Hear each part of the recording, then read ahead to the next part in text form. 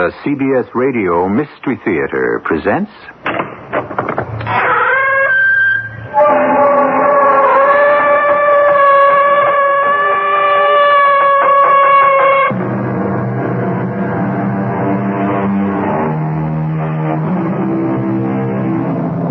Come in. Welcome. I'm E.G. Marshall. Justice is blind, said the celebrated Mr. Dooley. And not only is she blind, but into the bargain, she's also deaf and dumb, and has a wooden leg. Ah, poor Justice. She certainly can't keep everybody happy all the time. In every case, someone must lose, and someone must win. Therefore, someone is always fated to feel the sharp edge of that sword.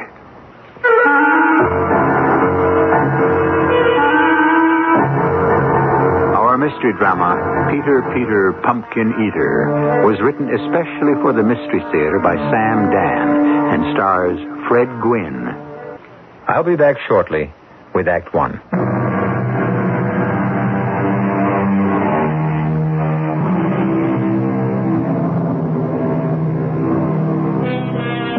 His name is Peter Perkins, but everyone calls him Peter Pumpkin. You remember the old nursery rhyme, Peter, Pumpkin Eater, had a wife and couldn't keep her? Or don't they have nursery rhymes today? Well, no matter. The whole thing falls apart anyhow, because while our hero's name may be Peter, he doesn't eat pumpkins. And while he has a wife, he does manage to keep her. Although why, I couldn't tell you. The Stacys are going to Europe. Martha and Frank just bought a car. And Emma got a new washing machine. Felice is having her face lifted. That's Hilda. Non-stop Hilda Perkins. She opens her mouth the split second she opens her eyes in the morning, and she doesn't shut it again until she closes her eyes at night. Or so we may safely assume. But Peter doesn't listen to her. He isn't even there. Oh, he's there. He's eating his breakfast, but he's also somewhere else. How can one person be in two places at the same time? Listen. Take cover! Take cover, Perkins! Take cover! Yes, that's where Peter Perkins is right now. In one of his other worlds. Right now it's D-Day in Normandy. Get down, Perkins! Enemy machine gun up ahead! I'll work my way forward and knock him off with a grenade. Perkins, come back! You're crazy! Come back, Perkins! I got him. I got him. Jennifer's getting a divorce. Do you realize Charlotte Hammond has worn the same dress to church 4 Sundays in a row? Hilda, listen, I'll be home late for dinner tonight. Bob Howard is saying he'll run for town council. You see, they'll need my report. They want me to do the figures for the budget. I'm having lunch with Virginia. This is something very important. I hope it doesn't rain. Me too. All that mud. Crawling around in all that mud. I need a volunteer. I'll go. You wait the last time, Perkins. I'll go again. Perkins, there are other guys in this outfit. I'm going. But you have to make your way through that minefield. So what? Nobody lives forever. Perkins, come back! Come back! The Parkers haven't paid their grocery bill in 3 months. I have to catch my bus. Are you still here?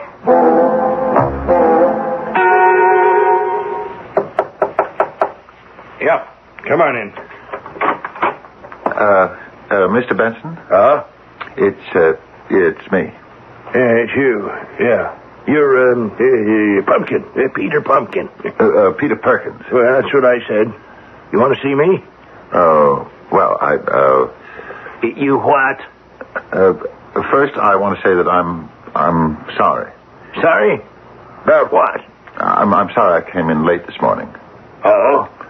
Did you come in late this morning? Yes, Mr. Benson. I was standing on the corner waiting for the bus, but he just drove past. I guess he didn't see me. It happens sometimes. A lot of times. But you're here now. Yes, sir. And I've got the figures. What figures are these? The figures that you said you needed yesterday. Oh, those figures. Yes, sir. And here they are.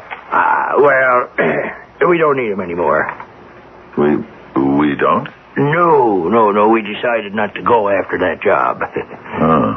So you just go back to your desk and pick up your regular work. My regular work. You must have plenty to do, don't you? Oh, yes, sir. Yes, sir, plenty. Well, then, hop to it, Pumpkins.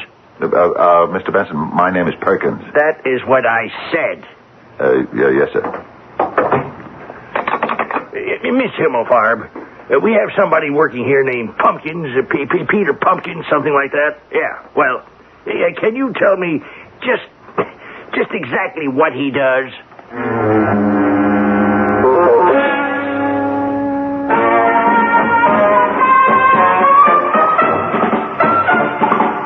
Private Peter Pumpkin, front and center. Sir?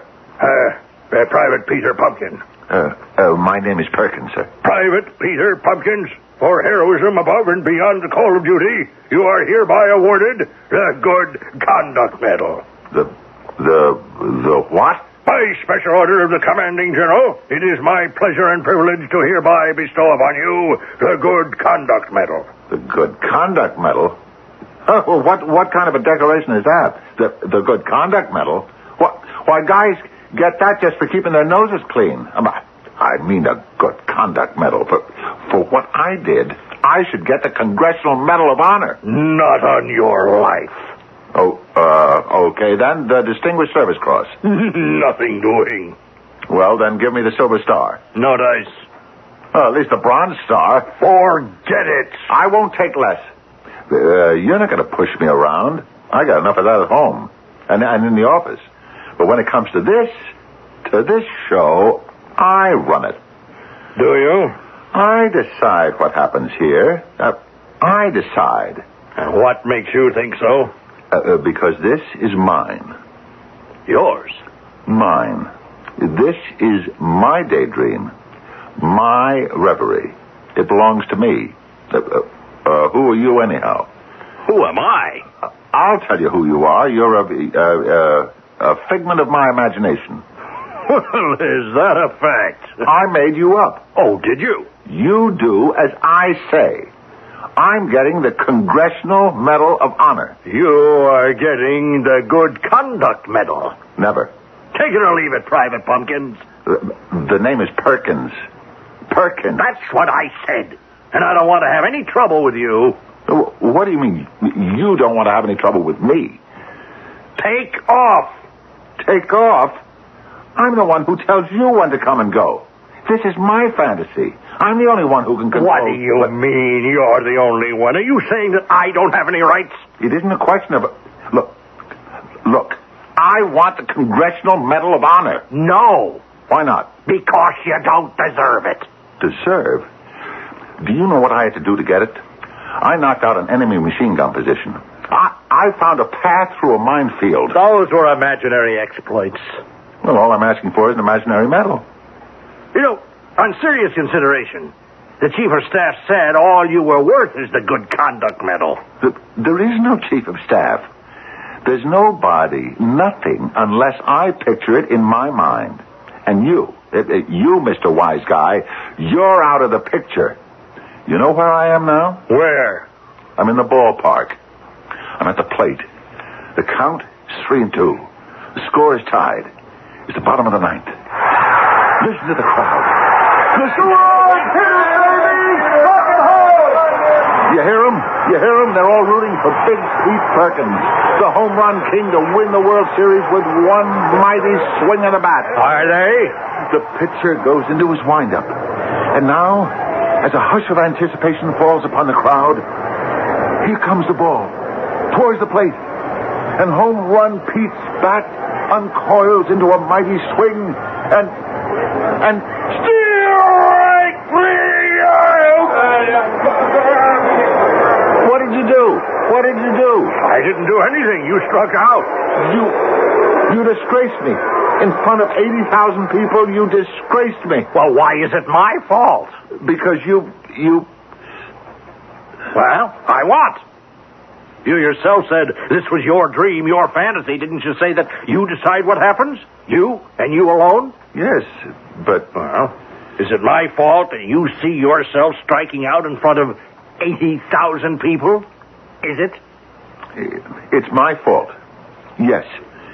Because till now, I've occupied myself with sham heroics and meaningless trivia. Now I shall devote my energy to what is important to mankind. I'm in the operating room, and my patient is a great man of science who must live. He's on the threshold of a discovery that will absolutely save the human race. And yet he lies helpless on the table, victim of a mysterious malady. Needed here are the steel nerves, the delicate fingers, the icy precision of the greatest surgeon in the world. And here he is, the only man who can save him and humanity, Dr. Peter Perkins. Scalpel. Sponge. Doctor. Hold those retractors. Steady. Dr. Pumpkins. Perkins. Yes, that's what I said. Must you bother me at a time like this? Saline solution? But, Doctor... Yes, well, what do you want? the patient is dead. He's what? Well, look for yourself, Dr. Pumpkins. He's dead. That's Perkins. Perkins.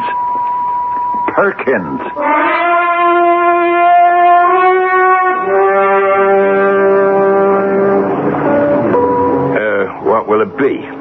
I'll have the usual. The usual what?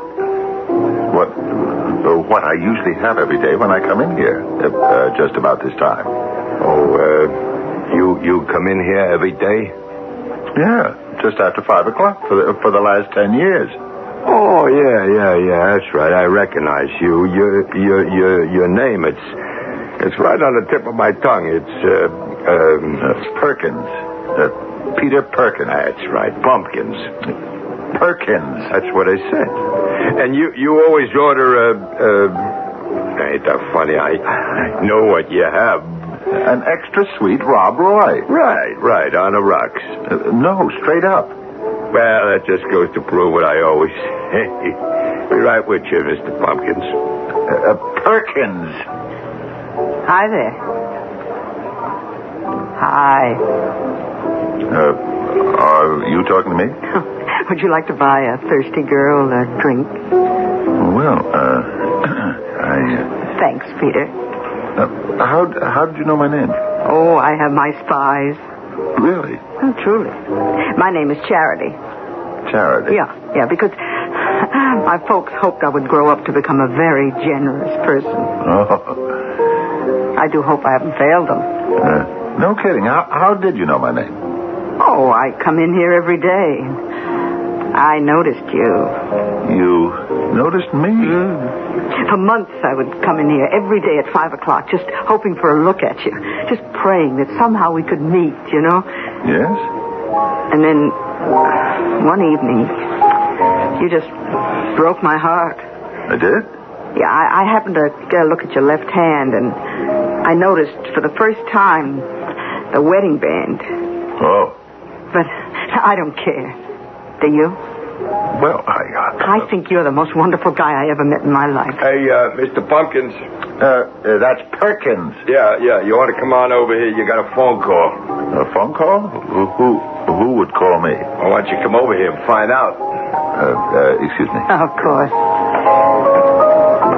Okay, thanks. I'll take it. Hello?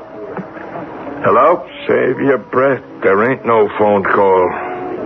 Well, then why did you call me up? Believe you're talking on the phone, huh? Well, why? Because I'm trying to save your life, that's why. What do you mean? That dame Charity, walk away from her. Walk away from her? You ever hear of Fats Faganzi? No. Should I? He's a number 2 guy in a mob. The mob? Yeah, you know what the mob is, don't you? Only by, hearsay. Well, Charity, she's his dame. He sees you even so much as talking to her, he's going to take you for a ride. Ride? Now, look, I'm the bartender in this joint, and he don't even like it when I ask what she wants to drink. Now, Pumpkins, you take my advice and beat it. The name is Perkins. Yeah, well, you just hang around here with that broad for 5 more minutes, and your name is going to be Mud.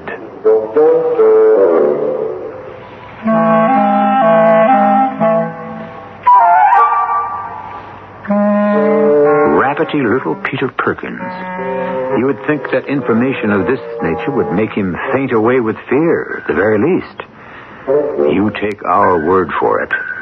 Mr. Fats Ferganzi is one of the toughest gentlemen in the underworld, and according to the papers, kills for just the sheer joy of it.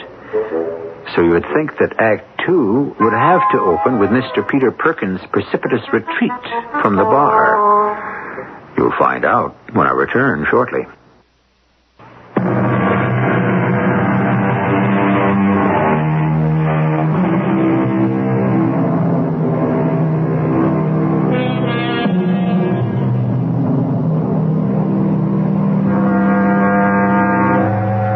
Is not life 100 times too short for us to bore ourselves? Asked Mr. Nietzsche. Well, one person who is never bored is our Peter Perkins. He has a system. When things get too dull in one life, he retreats into another. As we have seen, it's a rather simple trick, and anyone can do it. However, this time it looks as if there's going to be some action in his real life. Although, by what right does anyone define reality? Don't you understand what I'm telling you? You say she's the girlfriend of Fats Ferganzi himself. Oh, finally, at last it's gotten through to you. The notorious gangster.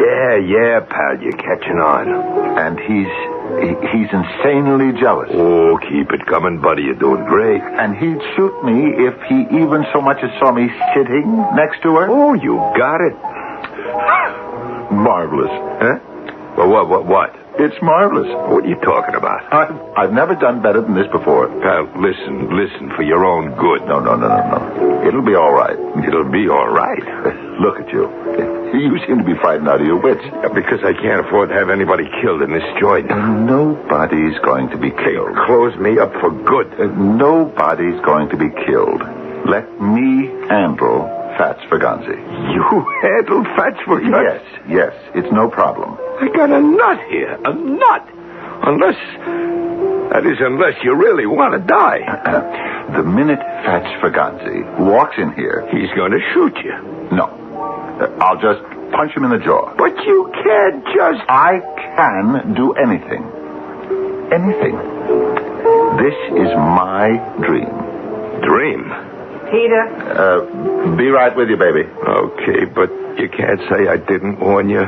Fats Ferganzi, number 2 in the mob. This is going to be a new one for me, too. Thanks for the tip. Hi. That must have been quite a phone call. It was the president. Oh, your company? Oh, and of your company, too. It was the president of the United States. And he called you? Well, he has to call somebody. Oh, I knew it. I knew you were a man of great importance. All my life I've been looking for a man like you. You have? A man of quiet strength, of deep convictions. Well, the moment I saw you, I knew. What did you know? I knew my fate. Your fate? I knew it was sealed. Hold my hand. Here, in public? Then let's go to someplace private.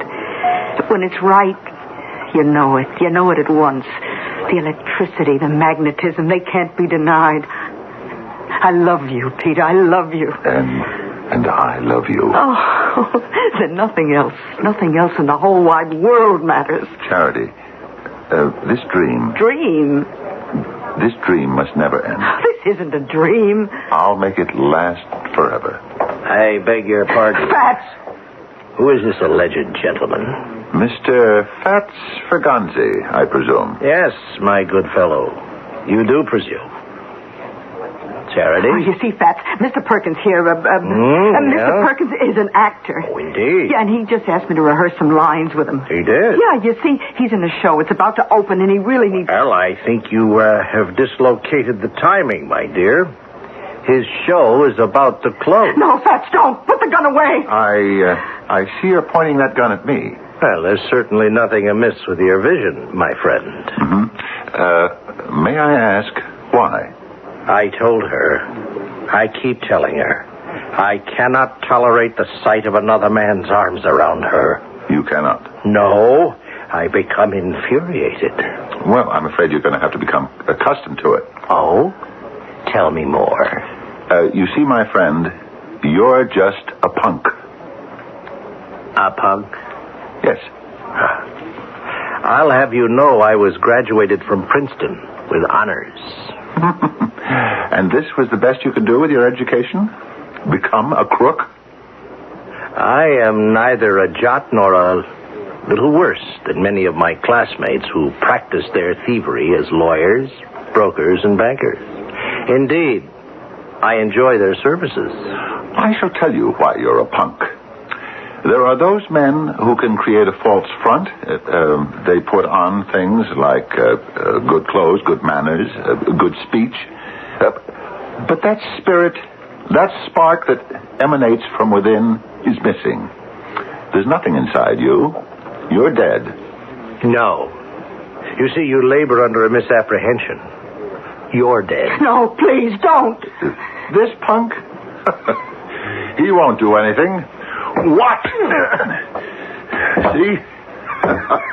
Now, shouldn't that take care of Brother Fats Faganzi for a while? Hey, buddy, you better get out of here before he comes too. And now, my dearest Charity, where were we before we were so rudely interrupted? Now, listen, you'd better go. Go? Go where? I have no intention of allowing this dream to end. Dream? Yes, it's wonderful. Why have I been wasting my time till now with all that other nonsense? Charity, you're what I've always wanted.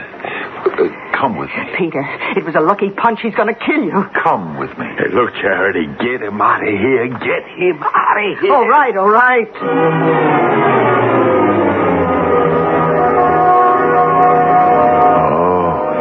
Such a lovely apartment.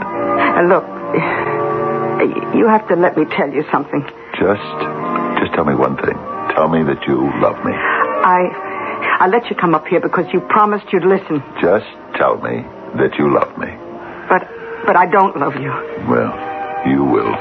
In time. Peter, please. Please listen. You have to get out of here. Don't you understand? He'll kill you. Oh, he's already tried. Next time, he won't give you a chance to take him by surprise. He'll open the door and start shooting. All right. No problem. I'll see to it that he misses me. You'll see to it. Darling, how many times do I have to tell you that this is a dream? Oh, no, not again. This is real. It's the real world. It's not the wonderful, beautiful world of your imagination. It's the real, awful, terrible world, filled with the awful, terrible people you want to get away from, and I'm one of them. Now, Charity, that just isn't true. How could anyone as beautiful as you be terrible? Oh, you know how. You've said it. I've said it. There are those people who put on a false front. Good clothes, good manners. And me, I have good looks. But there isn't anything else to me, Peter. There isn't. I don't believe that. Oh, please, believe it. I don't have the things that I know are important to you, like a heart, a soul. But everyone has a heart, a soul. Yeah. Well, as Fats would say, my heart is shriveled and my soul is withered. But he doesn't mind because his are too. No, I can't believe what you tell me about yourself. It gets worse. I wanted to kill you. You wanted to kill me? Maybe wanted is the wrong word. What's the right word? I don't know if one word would describe it. Maybe I didn't care if I killed you. Maybe I should say it didn't matter to me if you lived or died, just as long as... just as long as... what? Just as long as I would make Fats jealous. Oh. That's all it was. You see, Peter, Fats has been... let's say he's been taking me for granted lately, and so... I guess you must hate me. No, I love you. But I love you. But Because you're making up a story. Why would I make it up?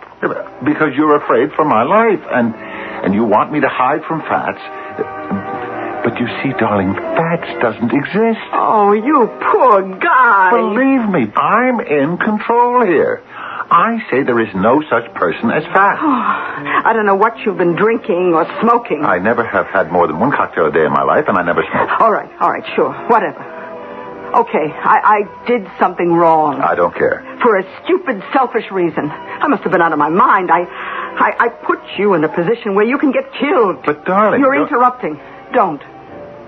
Now, somehow, for some reason, you seem to have an idea that this is a dream. It is. No, this is real.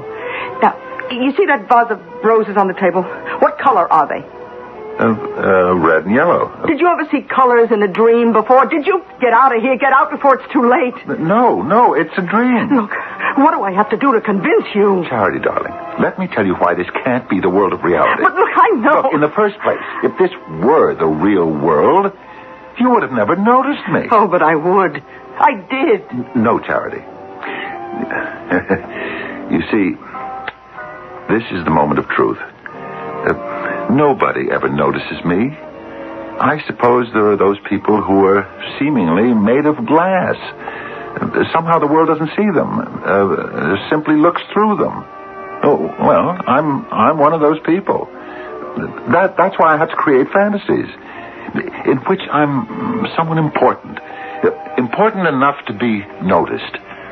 Do you understand? But Peter, please. And you are one of my fantasies. A beautiful woman. And also a dangerous woman. You see, romance, sex, those things are always enhanced by peril. So I created Fats. Fats Fraganzi as your insanely jealous lover. Would I have dared raise a hand to Fats Fraganzi if he were really here? Oh, Peter, you've got it all wrong. Fats is real. Real? An immaculately dressed, faultlessly groomed, ultra-sophisticated gangster who has graduated from an Ivy League university. And you say he's real? Oh, leave before it's too late. Fats is a figment of my imagination. Fats Fraganzi is also a bad penny. He always turns up. It's too late.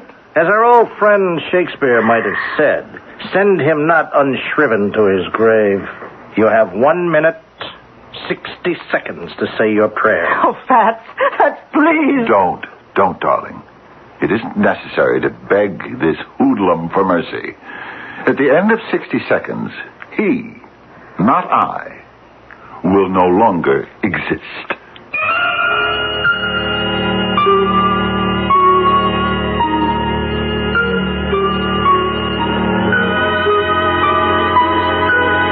As you can see, a great deal is going to transpire in the next 60 seconds or so. But since all of it will be kind of a waiting game, why don't we profitably employ this little interlude to deliver some helpful suggestions from the good people who pay the freight. And then we shall return for Act 3, where a great awakening may be in store for all of us.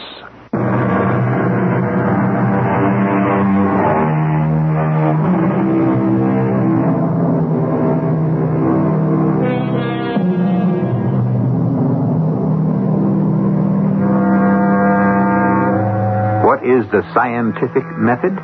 Well, it's based on the observation of events, of cause and effect. For example, we see the sun rise and we hear the rooster crow.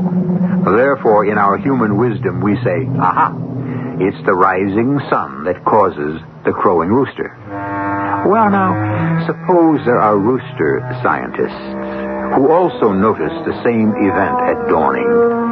Wouldn't it be logical for them to assume that it's the crowing rooster that causes the rising sun? Just because we're able to settle the question by putting the rooster in a pot and having him for dinner doesn't mean we're smarter than he is, just stronger. Somehow, this little essay is related to our story. Please, Fats, don't shoot him. Don't, please. I believe we discussed the sequels that would attend any of your attempts at flirtation, my dear. Fats, it was all my fault. My friend, you have 28 seconds to live. So do you. I think your soul would be better served by prayers than by foolish bravado. In just a few more seconds, you will be no more. I shall will you out of my reverie. Like so. You're gone. Am I? I said you're gone. Well, I have the oddest feeling that I'm still here. Fats, please. I'll never do it again. Be gone. Get out of here. My poor fellow, I'm sorry. Your time is up. Is it real? It can't be. I can assure you this will be completely painless. No, don't, please. Who's that? I don't know. Can this be real? Please, keep completely silent. Answer it, Charity. I am not among those present. Hello? Oh. Yes. No, he isn't here. No. I don't. No, I wouldn't know about that. Sure. Okay. Yes, I'll tell him. Bye. It was Clovis. Clovis? Yeah, you know, the number one, your boss. He is no boss of mine. What did he want? Nothing. Come on, what did he want? Well, he had heard that, well, I'm quoting him. Yes? That some punk had slapped you around. Indeed. He said it was all over town. I see. And he had called to see if you had, and these are his words, knocked off the punk yet. And you replied? I said no. You said no? Of course I said no. Look, if you killed Peter, you'll be playing right into Clovis's hands. You'll be arrested and tried and convicted for murder. That's how Clovis would like to get you out of the way. You're temporizing, my dear. You're trying to preserve this little pipsqueak. Am I wrong? Everybody knows you're out to become number one. Everybody knows there has to be a showdown between you and Clovis. 15 witnesses saw you try to kill Peter back in the bar. You go to jail for life. And Clovis, even a college man should be smart enough to see the picture. All right, Pumpkins. His name is Perkins. Wait. Say, where is he? Huh? He's gone. He must have sneaked out while we were talking.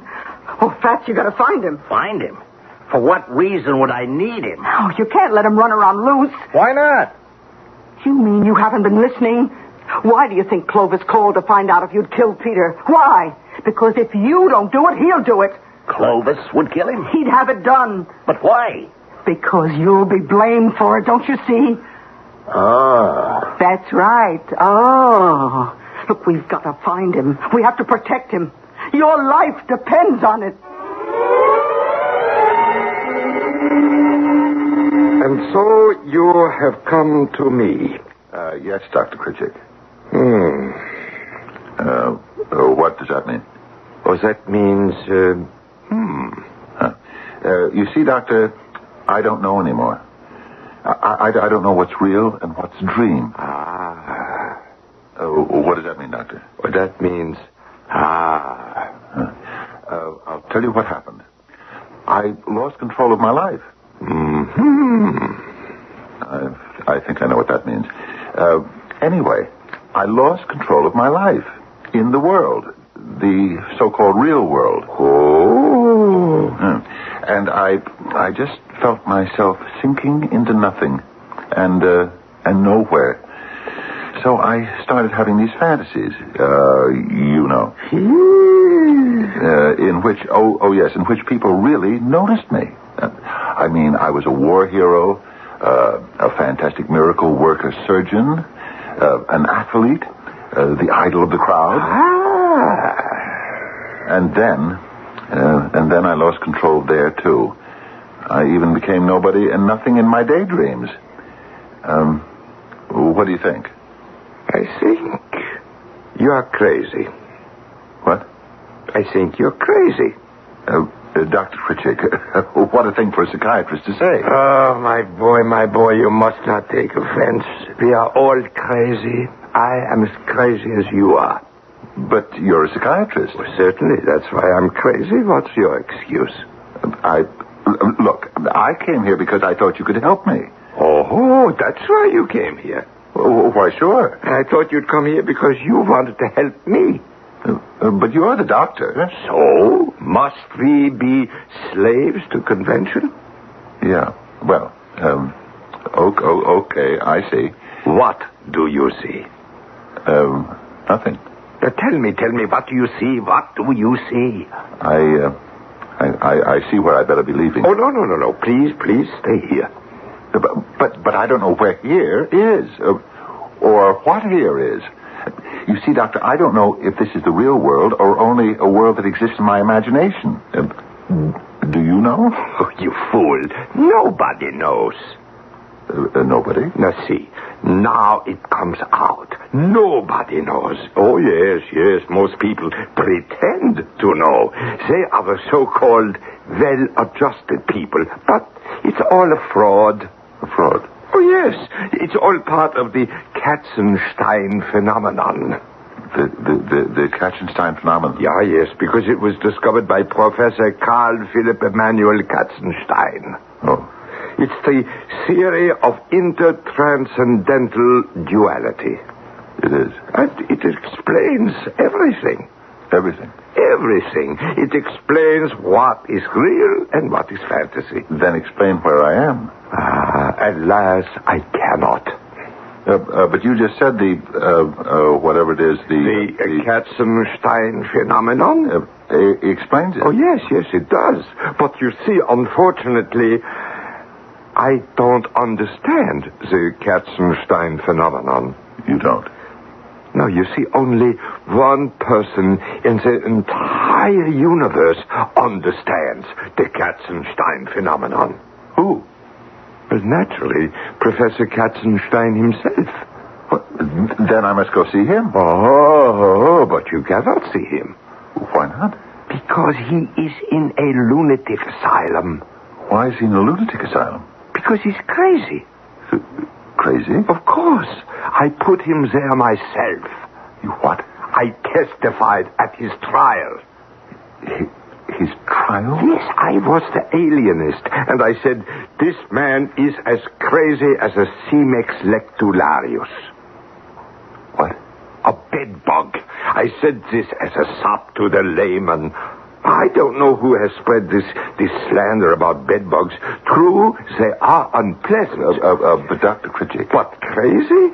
The irony is they are perhaps the sanest insects in the entire animal kingdom. You mean you sent Professor Katzenstein to an asylum? And why not? Wouldn't he have done the same for me? Well, what am I going to do? Do. Why, do the only thing a sane person can do. Pretend.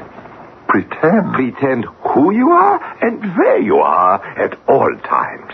Here he is. Pumpkins. Why, it's Charity Fenris and Leander Fergonzi. Good evening, Dr. Krizik. Do either of you have appointments for today? Peter, we have to get out of here. Yeah, but you just arrived. Pumpkins, your existence is being threatened. By Clovis.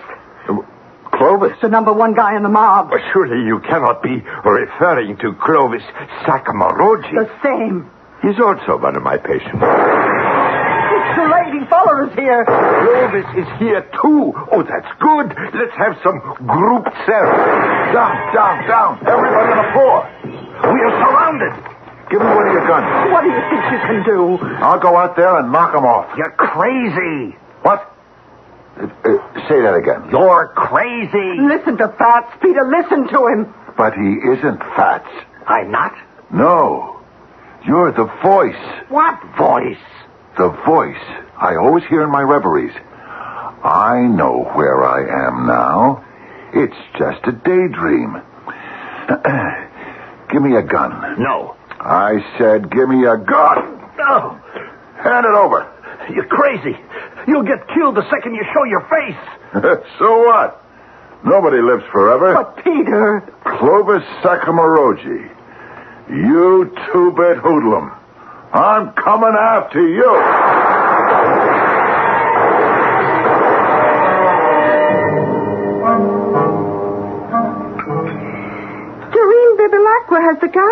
Is that this morning's paper? Pearl Parker hit her mother-in-law. Yeah.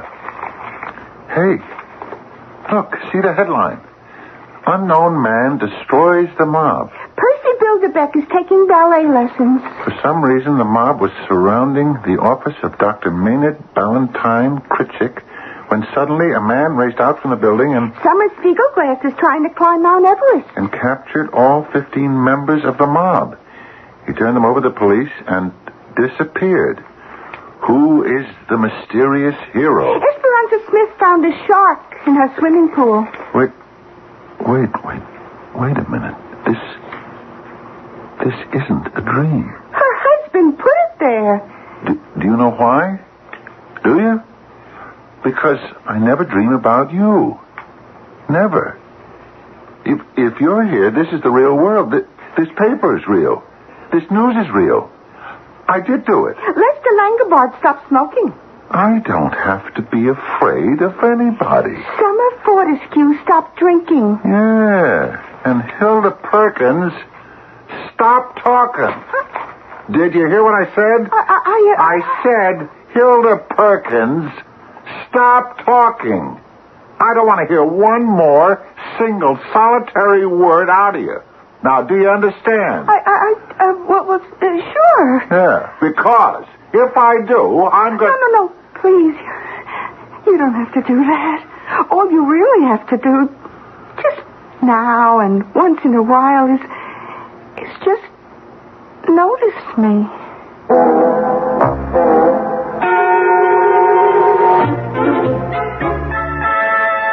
That's what it's all about.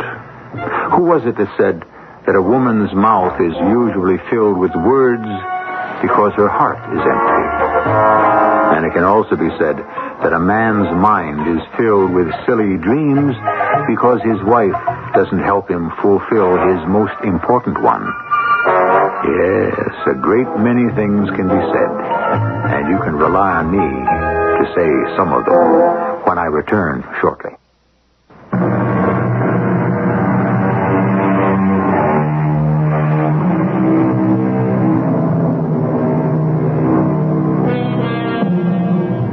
Once again, as we do so often, we were involved with dream and reality.